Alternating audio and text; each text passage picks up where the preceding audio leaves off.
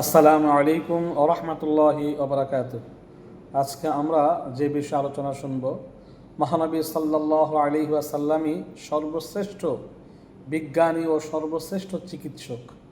আল্লাহ রাসূলের কথা ও কাজের মধ্যে, ভবিষ্যৎবাণীর মধ্যেই রয়েছে সর্বশ্রেষ্ঠ কথা এবং বিজ্ঞানের সূত্র। এটা বিশ্বাস রাখতে হবে।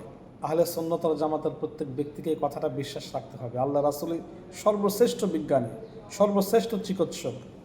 ইবনে হাজার আসকালানী রাহমাতুল্লাহি আলাইহি বলেন, মহানবী সাল্লাল্লাহু আলাইহি ওয়াসাল্লামের পবিত্র লালা মুবারকে ৭০,০০০ রোগের ওষুধ ছিল, যে কোনো ব্যথা বেদনায় লাগিয়ে দিলে ভালো হয়ে যেত। এক সাহাবীর যুদ্ধের ময়দান থেকে চোখ বেরোয় গেছে, আল্লাহ রসুল থুতু মুবারক নিয়ে চোখটা লাগিয়ে দিয়েছেন। এক সাহাবের এই পা ভেঙে গেছে, আল্লাহ রসুল থুতু মুবারক লাগিয়ে দিয়েছেন, পা ভালো হয়ে গিয়েছে। এক সাহাবের পড়াশোনা মনে থাকে না, স্বয়ং আবু হুরায়রা রাদিয়াল্লাহু আনহু যা শোনে মনে থাকে না, আল্লাহ রসুল সামান্য একটু থুতু মুবারক তার মুখের মধ্যে দিয়েছেন, তিনি বিশ্বের সবচেয়ে বড় হাদিস বিশারদ হয়ে গিয়েছেন, সবচেয়ে বেশি হাদিস মুখস্থকারী হয়েছেন। মহানবী সাল্লাল্লাহু আলাইহি ওয়াসাল্লামের লালা মুবারকের মধ্যে ৭০,০০০-এর চাইতে বেশি রোগের ওষুধ ছিল। আল্লাহ রসুল যা কিছু বলেছেন, সব কিছু যা কিছু আল্লাহ পাক বলেছেন আল্লাহ রাসূলের মাধ্যমে, এর মধ্যে অনেক হিকমত, অনেক তাৎপর্য রয়েছে। দেখেন, একজন আল্লাহ রসুল যে পৃথিবীর শ্রেষ্ঠ বিজ্ঞানী, আল্লাহ রসুলের আদর্শ যে সর্বশ্রেষ্ঠ আদর্শ, একটা বিষয় দেখেন, জার্মানির প্রখ্যাত বিজ্ঞানী মিস্টার রবার্ট কক বা কুক যেটাই বলেন, এই কক, তিনি পড়াশোনা ও গবেষণায় ৩৬ বছর কাটিয়েছেন জার্মানির মিউনিক ইউনিভার্সিটিতে বা বিভিন্ন বিশ্ববিদ্যালয়ে।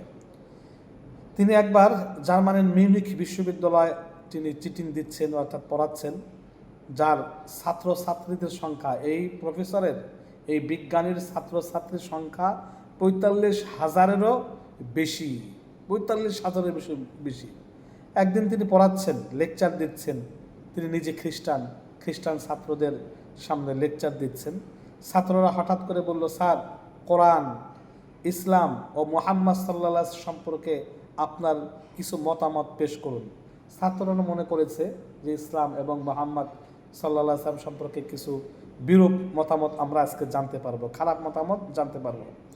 সেই বিজ্ঞানী রবার্ট কক বা কুক, তিনি বললেন, হে জার্মানির ছেলেমেয়েরা, তোমরা যদি ভবিষ্যৎ জীবনটাকে উন্নত করে চরম শিখরে পৌঁছতে চাও, তাহলে আমি চ্যালেঞ্জ দিয়ে বলে যাচ্ছি, তোমরা মুহাম্মদ সাল্লাল্লাহু আলাইহি ওয়াসাল্লামের উপর অবতীর্ণ কোরআন ভালো করে পড়বে, মুহাম্মদ সাল্লাল্লাহু আলাইহি ওয়াসাল্লামের কথাগুলি ভালোভাবে মানবে, তাহলে তোমরা পৃথিবীর সর্বশ্রেষ্ঠ সফল মানুষ হতে পারবে। ছেলেমেয়েরা আশ্চর্য হয়ে গেল, যে জিজ্ঞেস করলো, আপনি একজন খ্রিস্টান হয়ে বাইবেল পড়তে না বলে এই মুসলমানদের কোরআন কেন পড়তে বললেন? কেন এরকম কথা বললেন? আপনি নিজে কিছু পেয়েছেন? আপনার নিজের কাছে কথার কোনো প্রুফ আছে? তিনি বললেন, হ্যাঁ আছে। তিনি বললেন, হ্যাঁ আছে, প্রমাণ আছে। আমি একদিন রাস্তা দিয়ে যেতে দেখলাম ও শুনলাম যে হযরত মুহাম্মদ সাল্লাল্লাহু আলাইহি ওয়াসাল্লাম এর বাণী, তিনি তার একটা হাদিস আমি শুনলাম, ইদা ওয়ালাকাল কালবু ফিল ইনা ফাগসিলুহু সাবআ মাররাত ওয়া আফিরুহু সামিনাতা বিতুরাব, যে যদি কুকুর যদি কোনো পাত্রে মুখ দেয়, তোমরা সেই পাত্রটিকে 7 বার ধৌত করো এবং 8ম বার মাটি দ্বারা সেটাকে পরিষ্কার করো বা ধৌত করো। কথাগুলো তিনি বললেন যে এটার সাথে এটার কি সম্পর্ক, যে আমি এরকমই শুনেছি। যাই হোক, তিনি বললেন যে আমি এরকম বাণী শুনলাম, কুকুর কোনো পাত্রে মুখ দিলে তার 7 বার মাটি দ্বারা ধৌত করা। আমি ভাবলাম, এই তো মুসলিমদের কোরআন ও নবী মুহাম্মদ সাল্লাল্লাহু আলাইহি সাল্লামকে ভুল প্রমাণিত করার সুবর্ণ সুযোগ হয়েছে। আমি ল্যাবরেটরিতে গিয়ে ভাবলাম, মুহাম্মদ তো কোনো ভার্সিটি, কলেজে, ইউনিভার্সিটিতে পড়াশোনা করে নাই, তিনি 7 বার সংখ্যাটা কিভাবে পেলেন? তিনি কি গবেষণা করেছেন? তিনি 7 সংখ্যাটা কেন বললেন? তিনি তো কোথাও লেখাপড়া করেন নাই, এমন কথা কিভাবে তিনি বললেন? আমি ইসলাম এবং মুহাম্মদ সাল্লাল্লাহু আলাইহি সাল্লামের কথাকে এই খারাপ নস্যাৎ করার জন্য আমার 36 বছরের পড়াশোনা ও গবেষণায় কাজে লাগাতে আমি অ্যালুমিনিয়াম ক্লোরাইড বা নিশাদাল নিয়ে গবেষণা করছিলাম। একটা পাত্রে কুকুরের মুখের জীবাণু দিয়ে একবার ধৌত করে পরীক্ষা করলাম, দেখলাম যে জীবাণু এখনও যায় নাই। দ্বিতীয়বার ধৌত করলাম, দেখলাম জীবাণু এখনও যায়নি। তৃতীয়বার ধৌত করলাম, দেখলাম জীবাণু এখনও যায়নি। চতুর্থবার ধৌত করলাম, দেখলাম জীবাণু এখনও যায়নি। পঞ্চমবার ধৌত করলাম, দেখলাম জীবাণু এখনও যায়নি, কুকুরের লালার জীবাণু এখনও যায়নি। ষষ্ঠবার ধৌত করলাম, দেখলাম কুকুরের লালার জীবাণু এখনও যায়নি। সপ্তমবার ধোয়ার পরে দেখলাম জীবাণু একবারে জনমের মতো চলে গেছে। আমি আশ্চর্য হয়ে গেলাম, মুহাম্মদ সাল্লাল্লাহু আলাইহি সাল্লাম এই পরীক্ষা নিরীক্ষা কোথায় করলেন? তিনি কিভাবে কথাগুলো বললেন যে 7 বার ধৌত করতে হবে, ধৌত করো, 7 বার ধৌত করার পরে কোনো জীবাণু থাকবে না। আমি আশ্চর্য হয়ে গেলাম। আমি ওই ল্যাবরেটরিতে দাঁড়িয়ে ঘোষণা দিলাম, মুহাম্মদ সাল্লাল্লাহু আলাইহি ওয়াসাল্লাম পৃথিবীর সর্বশ্রেষ্ঠ বিজ্ঞানী এবং সর্বশ্রেষ্ঠ চিকিৎসক। আমি এক আল্লাহ এবং মুহাম্মদ সাল্লাল্লাহু আলাইহি ওয়াসাল্লামকে বিশ্বাস করে ফেলেছি।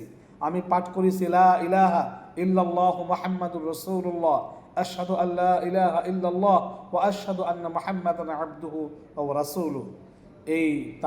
এই প্রফেসরের কথা শুনে অনেক খ্রিস্টান ছাত্র ইসলাম কবুল করে এবং এটি যখন জানাজানি হয়ে যায়, তিনি কিছুদিন পরে মৃত্যুবরণ করেন। তার এই ইসলাম গ্রহণের কথা এটা ইতিহাসে অনেকটা গোপন করে ফেলা হয়, যাতে মানুষ জানতে না পারে। এই জন্য এই বিধর্মী প্রফেসর বিজ্ঞানী তিনি প্রমাণ করেছেন মহানবী সাল্লাল্লাহু আলাইহি সাল্লাম সর্বশ্রেষ্ঠ বিজ্ঞানী, সর্বশ্রেষ্ঠ চিকিৎসক এবং সর্বশ্রেষ্ঠ মানুষ।